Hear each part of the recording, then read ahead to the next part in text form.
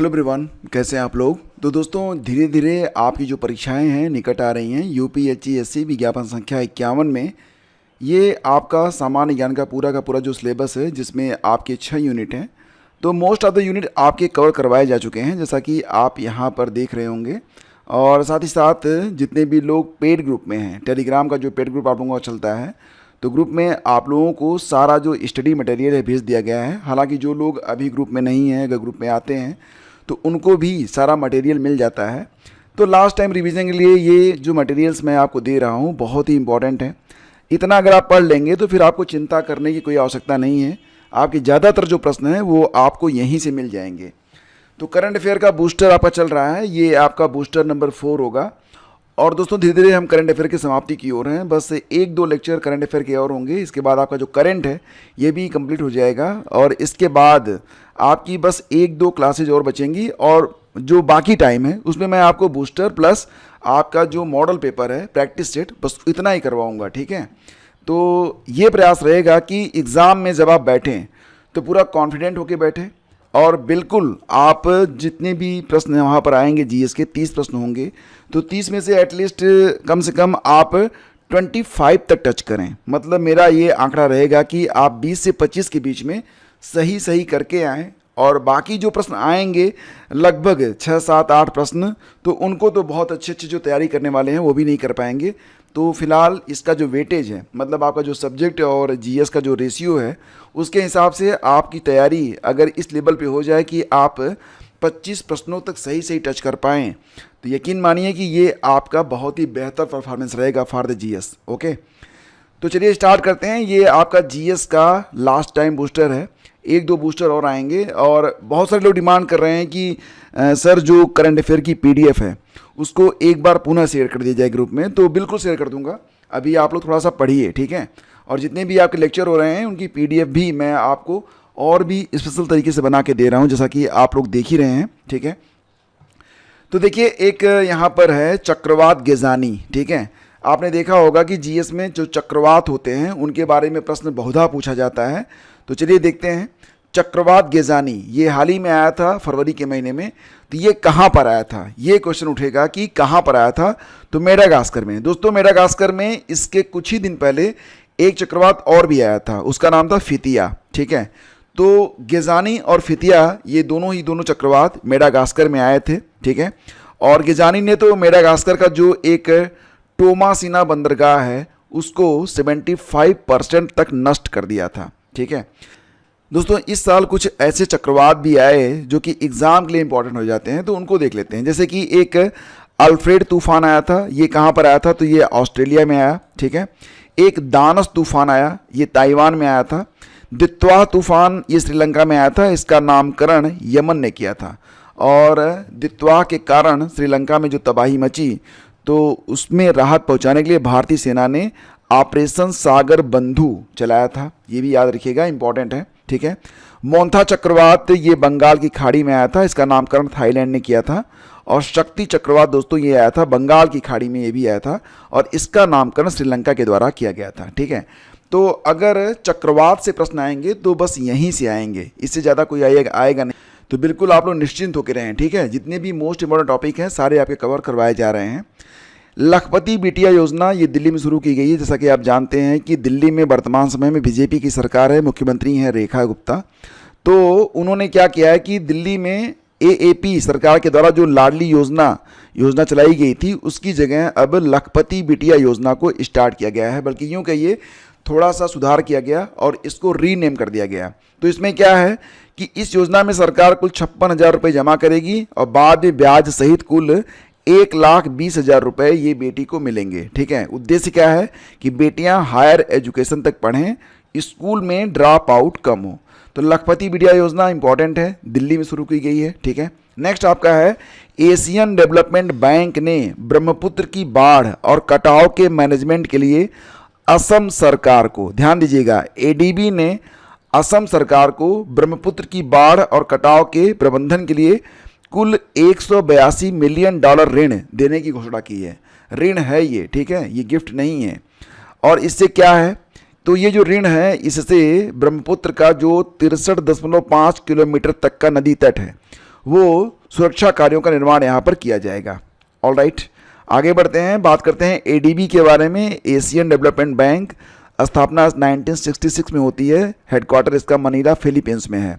वर्तमान में इसके हेड कौन है, तो मसातो कांडा इसके हेड हैं, ठीक है। और एडीबी में वर्तमान में 69 कंट्री जिसके मेंबर हैं। इजराइल ये 69 नंबर का सदस्य इसका बना है, किसका, एडीबी का। ऑल राइट, नेक्स्ट है आपका महिला शांति और सुरक्षा सूचकांक 2025-26, इंपॉर्टेंट है ये। तो महिला शांति और सुरक्षा ये जो इंडेक्स जारी किया गया वर्ष 2025-26 के लिए, इसमें भारत 131वें स्थान पर है, 131। टॉप 3 कंट्रीज हैं डेनमार्क, आइसलैंड और नॉर्वे। और ध्यान दीजिए कि पहली बार ये जो इंडेक्स है इसे कब जारी किया गया था, तो 2017 में पहली बार इसे जारी किया गया था, और 2 साल में एक बार इसे जारी किया जाता है, ठीक है। जारी कौन करता है, Georgetown institute for women peace and security, ठीक है, और ये ओस्लो में स्थित है। तो यहाँ पर कुल मिला के 181 कंट्रीज़ में भारत की जो रैंक है वो कितनी है, 131 है। और सबसे अंतिम स्थान पर कौन है, तो अफगानिस्तान है। ओके, नेक्स्ट है दिल्ली खेल महाकुंभ का ब्रांड एम्बेसडर कौन बना है दोस्तों, तो शिखर धवन को बनाया गया है दिल्ली खेल महाकुंभ का ब्रांड एम्बेसडर। इसकी शुरुआत 13 फरवरी से हुई है, शुभंकर रखा गया है रणवीर, ठीक है। नेक्स्ट है आपका राष्ट्रीय महिला दिवस, जो कि प्रतिवर्ष होता है 13 फरवरी को। अंतर्राष्ट्रीय महिला दिवस ये हाल ही मनाया गया आपका 8 मार्च को, लेकिन उसके पहले राष्ट्रीय महिला दिवस आता है जो कि 13 फरवरी को होता है। और 13 फरवरी को ही सरोजिनी नायडू जी का जन्मदिन होता है, उनका हैप्पी बर्थडे होता है। आपको ध्यान होगा, आपको याद होगा कि सरोजिनी नायडू 1925 में भारतीय राष्ट्रीय कांग्रेस, इंडियन नेशनल कांग्रेस की पहली भारतीय महिला अध्यक्ष बनी थी। पहली महिला अध्यक्ष कौन थी, एनी बेसेंट बनी थी, लेकिन पहली भारतीय महिला अध्यक्ष सरोजिनी नायडू बनी थी। कानपुर अधिवेशन हुआ था 1925 में। ओके, नेक्स्ट है आपका इन सीटू एयर एक्सरसाइज 2026। ये एक्सरसाइज भी इंपॉर्टेंट है, इन सीटू एयर एक्सरसाइज 2026। तो भारतीय वायुसेना और थाईलैंड की वायुसेना ने इन सीटू एयर एक्सरसाइज 9 से 12 फरवरी तक हिंद महासागर क्षेत्र में मलक्का जल संधि के पास किया, ठीक है। अब बात करते हैं मलक्का जल संधि के बारे में। तो दोस्तों याद रखना कि मलक्का जल संधि यह हिंद महासागर और प्रशांत महासागर को जोड़ता है, ठीक है। हिंद और प्रशांत को कौन जोड़ता है, मलक्का जोड़ता है, और मलेशिया और इंडोनेशिया के सुमात्रा द्वीप को अलग भी करता है। तो ये बहुत ही इंपॉर्टेंट है मलक्का जल संधि। ऑल राइट, नेक्स्ट है स्वामी दयानंद सरस्वती का 202वां जन्मदिन मनाया गया। स्वामी दयानंद सरस्वती, उनके बारे में बहुत सारे प्रश्न स्टैटिक के अंतर्गत एग्जाम में पूछे जाते हैं, तो ध्यान दीजिए। स्वामी दयानंद सरस्वती 19वीं सदी के महान समाज सुधारक, विचारक और आर्य समाज के संस्थापक थे। जन्म हुआ था इनका गुजरात में 12 फरवरी 1824 को। 12 जनवरी को किसका जन्म हुआ था, किसका, जी हाँ, स्वामी विवेकानंद का 12 फरवरी को जन्मे थे स्वामी दयानंद। ओके, बचपन का नाम मूलशंकर, भारत का मार्टिन लूथर भी इन्हीं को कहा जाता है, ठीक है। और इन्होंने एक नारा दिया था जो कि अक्सर एग्जाम में पूछ लिया जाता है, वेदों की ओर लौटो, ठीक है।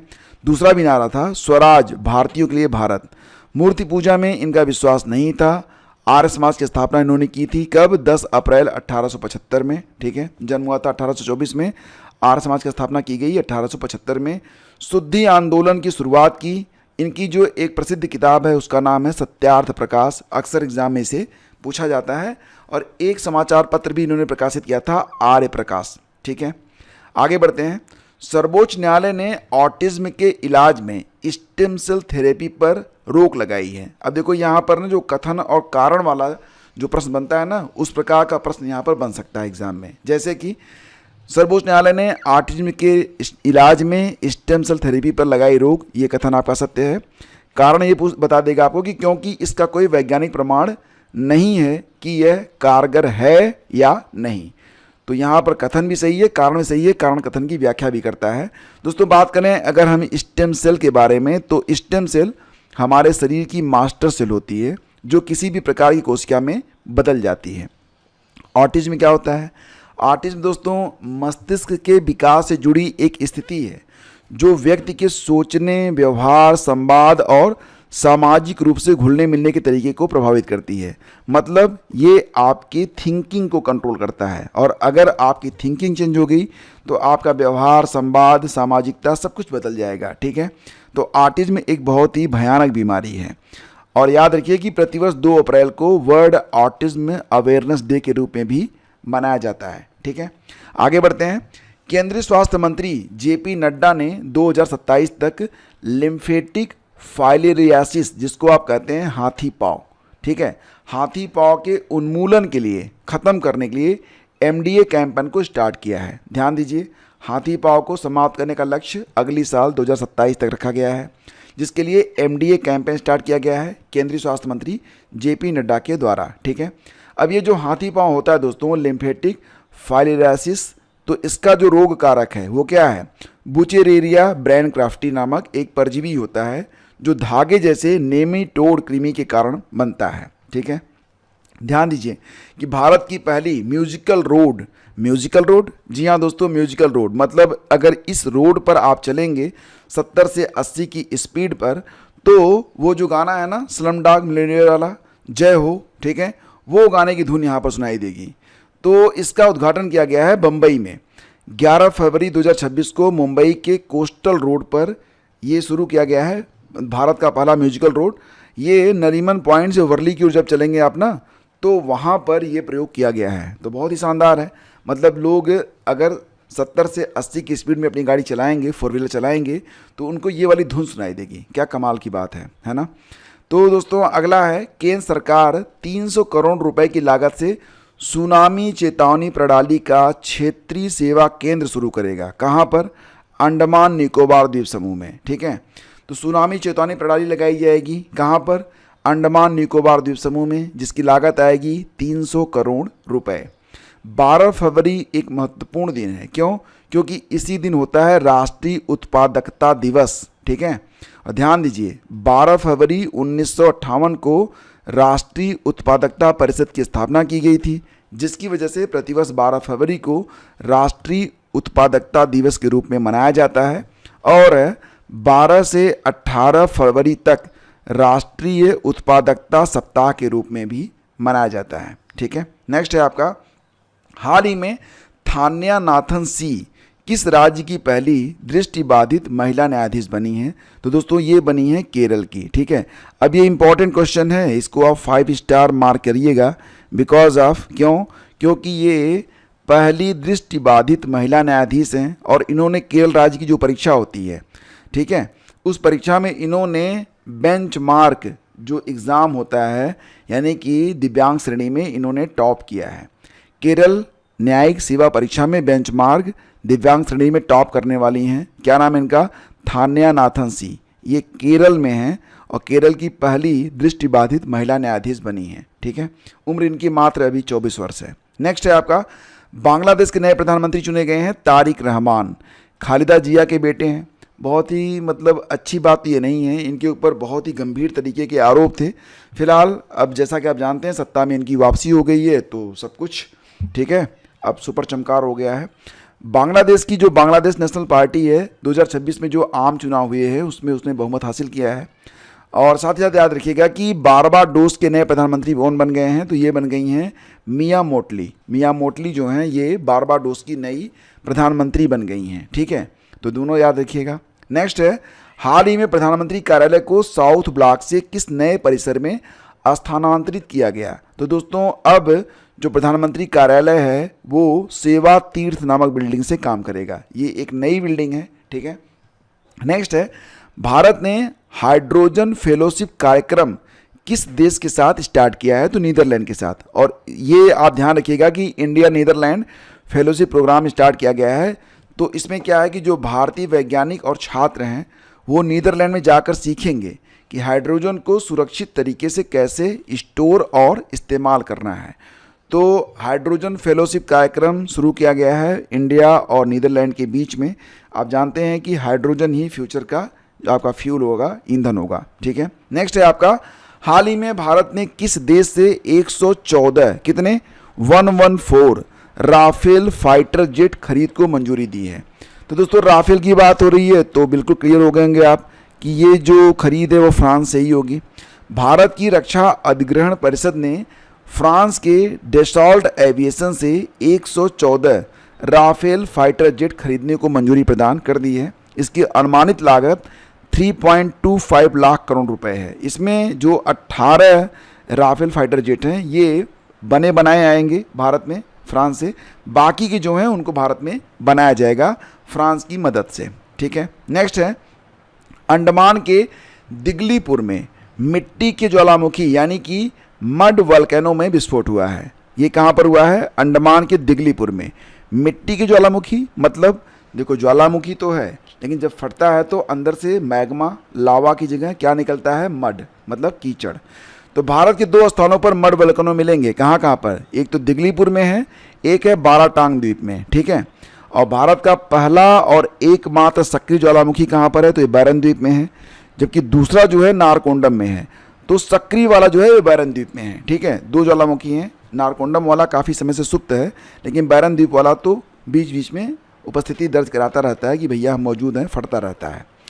किस कंपनी ने भारत में पहला ब्रेल लिपि वाला प्रीमियम क्रेडिट कार्ड लॉन्च किया है? ब्रेल लिपि मतलब जिनको दिखाई नहीं देता है, ये उनको हेल्प करेगा। ठीक है, और ये जो ब्रेल लिपि वाला प्रीमियम क्रेडिट कार्ड है इसे BOB कार्ड लिमिटेड के द्वारा जारी किया गया है। ये बैंक ऑफ बड़ौदा की ओर से जारी किया गया है। ओके, नेक्स्ट है भारत सरकार ने कहाँ पर 2 नए टेलीस्कोप NSLT और NLOT को मंजूरी दी है? तो लद्दाख में।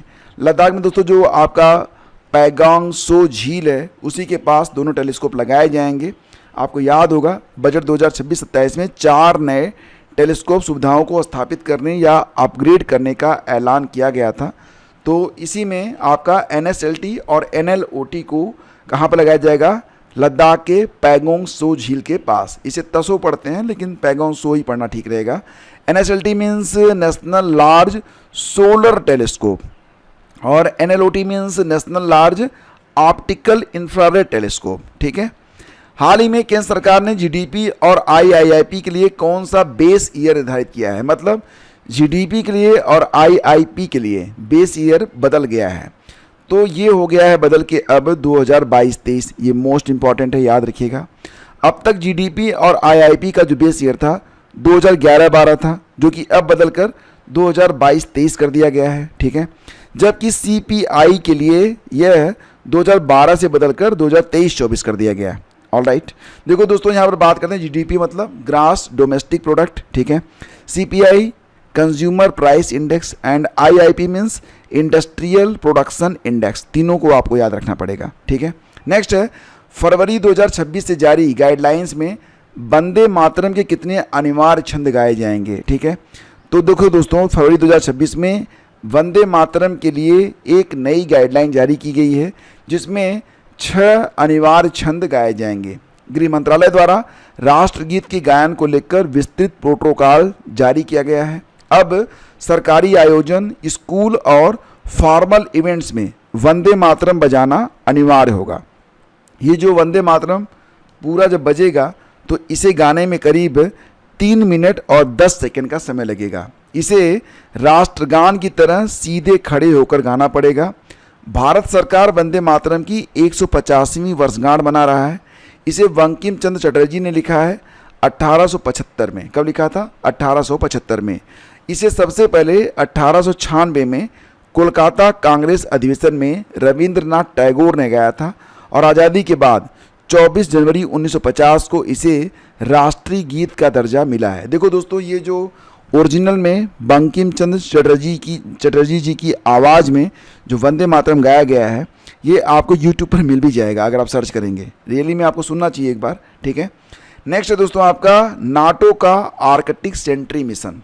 ये आर्कटिक सेंट्री मिशन क्या होता है? देखो हाल ही में नाटो ने आर्कटिक सेंट्री मिशन को स्टार्ट किया है। उद्देश्य क्या है? नाटो द्वारा आर्थिक क्षेत्र में अपनी उपस्थिति दर्ज कराना, नाटो सहयोगियों की रक्षा करना, महत्वपूर्ण समुद्री मार्गों की निगरानी, बर्फ पिघलने से खुलने वाले नए संसाधनों पर नियंत्रण। मतलब ये भी एक तरीके से इनका संसाधनों पर नियंत्रण का ही मिशन है। नाम दिया गया Arctic sentry mission. All right, next है आपका 15 फरवरी को मनाया गया अंतर्राष्ट्रीय बाल कैंसर दिवस। ठीक है, और इसकी थीम क्या है, डेमोन्स्ट्रेटिंग इम्पैक्ट। ये जरूर याद रखिएगा, ये बहुत इंपॉर्टेंट है, ठीक है। अंतर्राष्ट्रीय बाल कैंसर दिवस कब होता है, 15 फरवरी को होता है। दोस्तों याद रखना, भारत का पहला नेशनल काऊ कल्चर म्यूजियम कहाँ पर स्थापित किया जाएगा, तो मथुरा में। ये बिल्कुल आसान रहेगा आप लोगों के लिए। भगवान श्री कृष्ण का जन्म मथुरा में हुआ था और वो मथुरा में ही गायें चराया करते थे, तो नेशनल काऊ कल्चर म्यूजियम ये भी मथुरा में स्थापित किया जाएगा। यह संग्रहालय पंडित दीनदयाल उपाध्याय पशु चिकित्सा विज्ञान विश्वविद्यालय के परिसर में डेवलप किया जाएगा। यहाँ गाय के 100 स्वदेशी नस्लों के डिजिटल मॉडल, गौ आधारित उत्पादों के आयुर्वेदिक लाभ और गाय संरक्षण की जानकारी प्रदान की जाएगी। भारत में गौ कैबिनेट की स्थापना करने वाला पहला राज्य कौन सा है दोस्तों, तो ये मध्य प्रदेश है, एमपी। ऑलराइट, नेक्स्ट है आपका, केंद्र सरकार ने रोड एक्सीडेंट के बाद तुरंत मेडिकल मदद के लिए कौन सी योजना को स्टार्ट किया है, तो दोस्तों ये योजना है पीएम राहत योजना। मतलब इस योजना में दुर्घटना के पीड़ितों को 7 दिनों तक 1.5 लाख रुपए तक का कैशलेस इलाज किया जाएगा, ठीक है। और इसी प्रकार की एक योजना एमपी मध्य प्रदेश सरकार ने भी स्टार्ट की है, उसका नाम है राहवीर योजना। इसमें क्या है कि अगर कोई किसी सड़क दुर्घटनाग्रस्त व्यक्ति को मदद देता है, अस्पताल में पहुंचाता है, तो उसे 25,000 रुपये का नगद इनाम मिलेगा। लेकिन कोई इसे प्रोफेशन न बना ले तो इसके लिए क्या है कि एक लिमिट तय कर दी गई है, उससे ज़्यादा इनाम आपको नहीं मिलेगा, उससे ज़्यादा बार नहीं मिलेगा, ठीक है। हैरात पोस्त त्यौहार, ये जम्मू कश्मीर का त्यौहार है, हैरात पोस्त, और जिस दिन महाशिवरात्रि होती है उसी दिन महाशिवरात्रि का ही यह त्यौहार है जिसे कश्मीरी पंडितों के द्वारा मनाया जाता है, ठीक है। दोस्तों इंडिया एआई इम्पैक्ट समिट 2026 ये नई दिल्ली में भारत मंडपम में आयोजित किया गया, ठीक है, 16 से 20 फरवरी 2026 तक। इसकी थीम रही सर्वजन हिताय सर्वजन सुखाय, ठीक है। देश के पहले सेंट्रल बैंक डिजिटल करेंसी यानी कि CBDC means central bank digital currency based PDF system को कहां पर लॉन्च किया गया, तो इसका उत्तर होगा गुजरात में। सीबीडीसी बेस्ड पीडीएफ सिस्टम दोस्तों ये गुजरात में लॉन्च किया गया है, किसके द्वारा, गृह मंत्री अमित शाह जी के द्वारा। तो यह बैंक नोटों का ही एक डिजिटल रूप है। सरकार सीधे लाभार्थी के डिजिटल वॉलेट में राशन के लिए डिजिटल रुपया डालेगी, जिसे राशन की किसी भी दुकान पर क्यूआर कोड स्कैन करके लाभार्थी डिजिटल करेंसी देगा और अपना राशन ले लेगा। तो ये है आपका CBDC central bank digital currency based जो है आपका पीडीएफ सिस्टम, ठीक है। नेक्स्ट है आपका, इंटरनेट के पितामह डेविड जे फार्बर का निधन हो गया है। डेविड जे फार्बर, इन्हें इंटरनेट का ग्रैंड फादर, पितामह कहा जाता है। इंटरनेट के शुरुआती विकास, नेटवर्क्स, रिसर्च और कंप्यूटर विज्ञान में उनके दूरदर्शी योगदान के कारण उन्हें इंटरनेट का पितामह कहा जाता है। दोस्तों याद रखना कि फादर ऑफ इंटरनेट कहा जाता है विंट सर्फ और बॉब कहान को, ठीक है। खान मत याद करना, KAHN है, कान, ठीक है। इन्होंने TCP और IP के क्षेत्र में जो है महत्वपूर्ण काम किया है। तो father of internet and grand father of या गॉड फादर ऑफ इंटरनेट ये थे डेविड जे फार्बर, ठीक है। फादर ऑफ AI कहा जाता है जॉन मैकार्थी को, ठीक है। गॉड फादर ऑफ AI ये जोफ्री हिंटन को कहा जाता है और father of DNA James Watson को कहा जाता है, ठीक है। तो ये सारे फैक्ट जो हैं ये इंपॉर्टेंट हैं। नेक्स्ट है आपका भारत विस्तार AI टूल, इसे लॉन्च किया गया है। दोस्तों अगर आप अपने मोबाइल फ़ोन से 155-261 डायल करेंगे तो आपकी बात होने लगेगी भारत विस्तार AI टूल से। ये क्या है, किसानों की हेल्प के लिए 24/7 यानी कि हमेशा उपलब्ध रहने वाला एक बिल्कुल AI बेस्ड चैट बोट है। इस पर जो किसान हैं वो अपनी फसलों से संबंधित, खेती किसानी से संबंधित किसी भी सलाह को कभी भी ले सकते हैं, ठीक है। तो देखो यहाँ पर जो है ना इसे लॉन्च किया गया है शिवराज सिंह चौहान के द्वारा, कृषि मंत्री जो हैं। और इसे क्यों लॉन्च किया गया, क्योंकि हाल ही में इसके बारे में चर्चा की गई थी। जब आपका बजट पेश किया गया था तभी इस बात की चर्चा यहाँ पर की गई थी, ठीक है। तो इसमें जो हेल्पलाइन है उसका नाम है भारती नामक AI वॉइस असिस्टेंट इसमें उपलब्ध होता है। आपको डायल करना पड़ता है 155261। BBC इंडियन स्पोर्ट्स के अंतर्गत दोस्तों कुछ महत्वपूर्ण यहाँ पर अवार्ड दिए गए हैं, जैसे कि BBC Indian sports women of the year 2025 चुनी गई हैं स्मृति मंधाना। ये बहुत ही इंपॉर्टेंट है, इसको आप बिल्कुल वेरी इंपॉर्टेंट मार्क करना, ठीक है। Emerging player of the year चुनी गई हैं दिव्या देशमुख, ये भी बहुत इंपॉर्टेंट है, ठीक है। और पैरा स्पोर्ट वुमन अवार्ड दिया गया है प्रीति पाल को।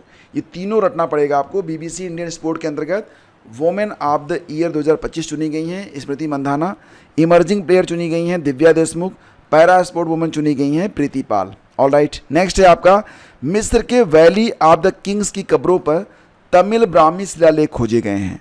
तो मिस्र यानी कि इजिप्ट और वहाँ पर वैली ऑफ द किंग्स की कब्रों पर तमिल ब्राह्मी शिलालेख खोजे गए हैं, आप यहाँ पर देख सकते हैं।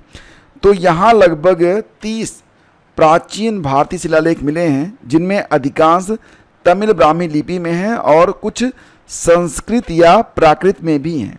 यह शिलालेख नील नदी के किनारे स्थित प्रसिद्ध वैली ऑफ किंग्स में 6 अलग अलग मकबरों की दीवारों पर मिले हैं।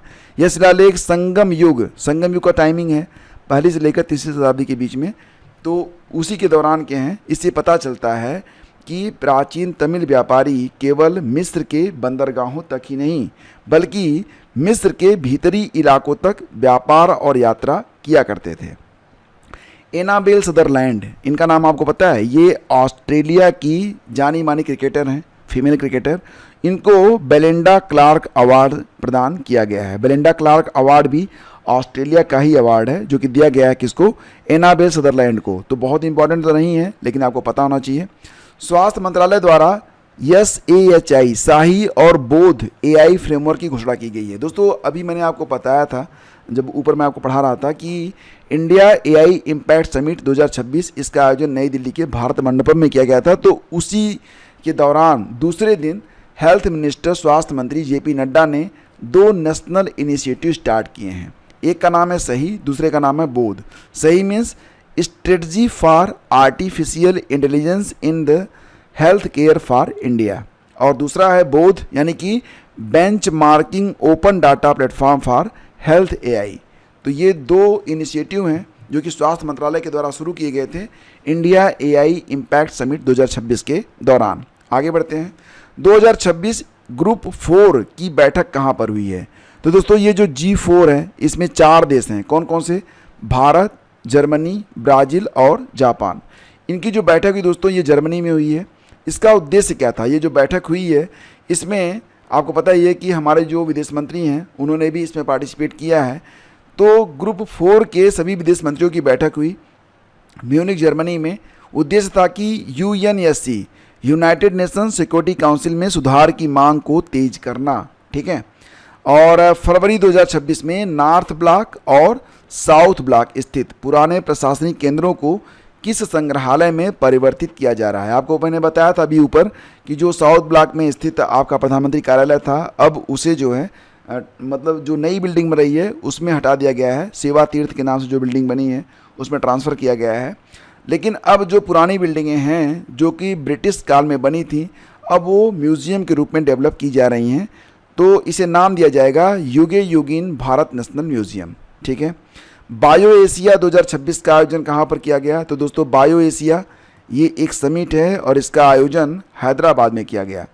तेलंगाना सरकार द्वारा यह आयोजित एशिया का सबसे प्रमुख वार्षिक जीवन विज्ञान और जैव प्रौद्योगिकी सम्मेलन और प्रदर्शनी है। 2026 में ये इसका 23वां संस्करण था। 17-18 फरवरी 2026 को इसका आयोजन किया गया, मतलब इसकी प्रदर्शनी लगाई गई। कहाँ पर? हैदराबाद, तेलंगाना में, ठीक है। आगे बढ़ते हैं। अंतर्राष्ट्रीय बांध सुरक्षा सम्मेलन 2026 बहुत ही इंपॉर्टेंट है। इसका आयोजन बेंगलुरु में किया गया था 13-14 फरवरी के दौरान ही, और इसका उद्घाटन सिद्धरमैया ने किया जो कि कर्नाटक के मुख्यमंत्री हैं। तो ये प्रश्न इंपॉर्टेंट हो सकता है। अंतर्राष्ट्रीय बांध सुरक्षा सम्मेलन का आयोजन कहाँ पर किया गया? भारत के बेंगलुरु में, ठीक है। अफ्रीका संघ का 39वां शिखर सम्मेलन दोस्तों ये आयोजित हुआ था अदिस अबाबा इथियोपिया में, ठीक है। और इस समिट का उद्देश्य क्या था? अफ्रीकन कंट्रीज के बीच यूनिटी, पीस, इकोनॉमिक डेवलपमेंट और वाटर हाइजीन पर सहयोग करना। नेक्स्ट है आपका भारत का पहला ह्यूमैनिटी फर्स्ट AI सिटी। ये डेवलप किया जा रहा है बेंगलुरु में ही, और बेंगलुरु की एक इंफ्रास्ट्रक्चर कंपनी है भारत वन AI, ठीक है। तो भारत वन AI ही भारत की पहली ह्यूमैनिटी फर्स्ट AI सिटी को डेवलप कर रही है बेंगलुरु में ही। ये शहर बेंगलुरु के सरजापुरा में 5 लाख वर्ग फुट के B1 AI सुपर पार्क में बनेगी, जो एक आधुनिक AI रिसर्च कैंपस होगा, ठीक है। नेक्स्ट है राष्ट्रीय हरित अधिकरण ने ग्रेट निकोबार द्वीप समूह में किस परियोजना को मंजूरी दी है? तो दोस्तों राष्ट्रीय हरित अधिकरण ने ग्रेट निकोबार द्वीप में जो परियोजना जिसको मंजूरी दी गई है उसका नाम है इंटरनेशनल कंटेनर ट्रांसशिपमेंट टर्मिनल। ठीक है, यह ग्रेट निकोबार के गिलाथिया बे में बनेगा। इसके बनने से सिंगापुर, कोलंबो जैसे बंदरगाहों पर हमारी निर्भरता जो है वो काफ़ी कम हो जाएगी और इस टर्मिनल के साथ हवाई अड्डा, टाउनशिप और पावर प्लांट भी बनेगा, जिससे स्थानीय विकास होगा, लोकल डेवलपमेंट। ठीक है, नेक्स्ट है आपका, किस राज्य ने भारत की पहली व्यापक ग्राफीन नीति को मंजूरी दी है? तो दोस्तों केरल ने भारत की पहली व्यापक ग्राफीन नीति को मंजूरी प्रदान कर दी है। इसका उद्देश्य क्या है? राज्य को ग्राफीन अनुसंधान, विकास और विनिर्माण के लिए एक वैश्विक केंद्र बनाना। ठीक है, अगला है दोस्तों, भारतीय सेना द्वारा वज्रघात अभ्यास किया गया। कहाँ पर? जैसलमेर, राजस्थान में। और इस अभ्यास में K9 वज्र तोपों का उपयोग भी किया गया, जो दूर तक सटीक निशाना लगा सकती हैं। इसका उद्देश्य क्या था? रेगिस्तानी युद्ध में सेना की मारक क्षमता और गति को परखना। तो ध्यान देना, वज्रघात अभ्यास भारतीय सेना ने कहाँ पर किया? राजस्थान के जैसलमेर में। हाल ही में मधुमक्खी कॉरिडोर पहल किस संस्था के द्वारा शुरू किया गया है? तो दोस्तों national highway authority of India के द्वारा मधुमक्खी कॉरिडोर पहल को स्टार्ट किया गया है। तो ये मधुमक्खी कॉरिडोर पहल क्या है? हाईवेज के किनारे ऐसे पौधे लगाए जाएंगे जो मधुमक्खियों और अन्य परागणकों को आकर्षित करें, जो पोलिनेटर्स होते हैं उनको ये आकर्षित करेंगे। उद्देश्य क्या है? जैव विविधता यानी कि बायोडाइवर्सिटी को बढ़ाना, क्रॉप पॉलिनेशन फसलों के परागण को सुधारना और इकोसिस्टम बैलेंस को और भी बेहतर बनाना। ये रहेगा मधुमक्खी कॉरिडोर पहल का मुख्य उद्देश्य। तो दोस्तों ये आपका जो है जो नेक्स्ट वाला करंट अफेयर बूस्टर है ये आपका समाप्त हुआ है। यहाँ पर बस 1-2 बूस्टर डोज और हैं, इसके बाद आपका करंट पूरी तरह से कंप्लीट हो जाएगा और प्रयास रहेगा कि एक मेगा क्लास भी अभी करवा दी जाए बिफोर आपके एग्ज़ाम। ठीक है, और बाकी जो आपके टॉपिक अब तक कवर हुए हैं उनकी प्लेलिस्ट बना दी गई है, आप इनको ज़रूर देख लीजिएगा बिफोर एग्ज़ाम। आपको बहुत फ़ायदा मिलने वाला है यहाँ से, क्योंकि हर टॉपिक यहाँ पर बहुत ही डीपली और बहुत ही बेहतर तरीके से डिस्कस किया गया है। और ऐसी क्लासेज आपको यकीन मानिए कि पेड ग्रुप में भी नहीं मिलेंगी और अन्य चैनल जो कि इस चैनल से कई गुना ज़्यादा फीस लेकर आपको पढ़ाते हैं बिल्कुल भी नहीं पढ़ाए होंगे। तो एक बार देखिएगा, और जो लोग पेड ग्रुप में नहीं हैं, जुड़ना चाहते हैं, वो डिस्क्रिप्शन चेक कर सकते हैं, सारी जानकारी इनको डिस्क्रिप्शन में दे दी गई है। Thank you, have a great day, जय हिंद।